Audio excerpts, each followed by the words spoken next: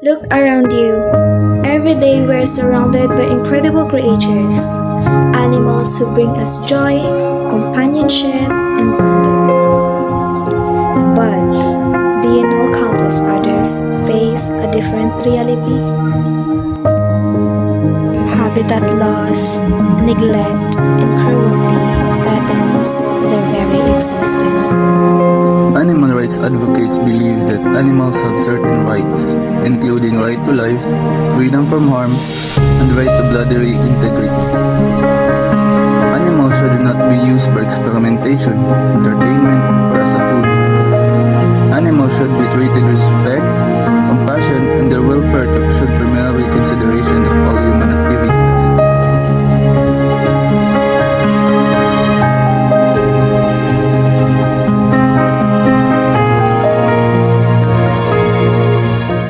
But there's hope. We, the ones who cherish these amazing creatures, have the power to make different. According to Republic Act 8485, also known as Animal Welfare Act 1998, aims to promote animal welfare in the Philippines by preventing cruelty of animals. It sets standards for the treatment of animals, captivity, transportation, and slaughter, and it prohibits various forms of cruelty of animals such as maltreatment, neglect, and exploitation.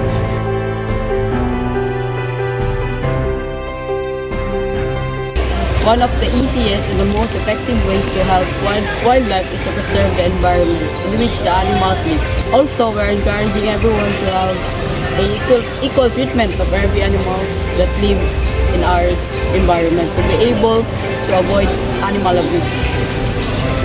Because every animals deserve to be treated humanly, and good animal welfare requires prevention and treatment and also responsible care. This includes vaccinating animals, monitoring animals, physical health, treating any injuries, and providing appropriate medications.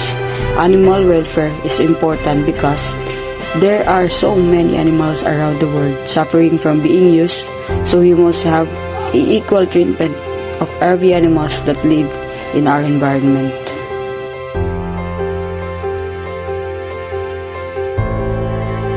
I encourage everyone to help stray and homeless animals by turning over or calling an animal rescue group or organization. Animal rescue group or organization is a group of people who help animals, especially those who are homeless, so that they can be moved to animal shelters so that they can be cared for properly and fed and held in case of injury or illnesses, and attempts to find suitable homes for them. In the Philippines, we also have the PAWS shelter, which is intended for animals involved in cases of cruelty or neglect. They provide physical and behavioral rehabilitation for these rescued animals to be able to find them forever homes while their cases are pending in court. They do not pick up strays and they are a limited admission shelter.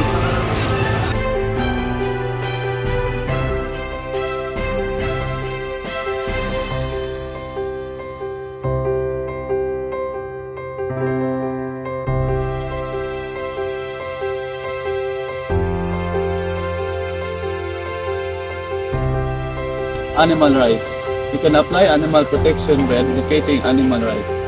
Animal rights advocates the recognition of the importance of interconnectedness of all living beings.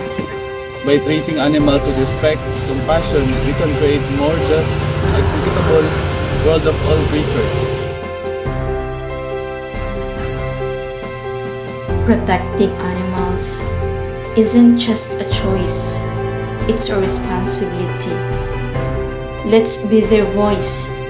Let's stand together to safeguard their lives, habitats, and well-being.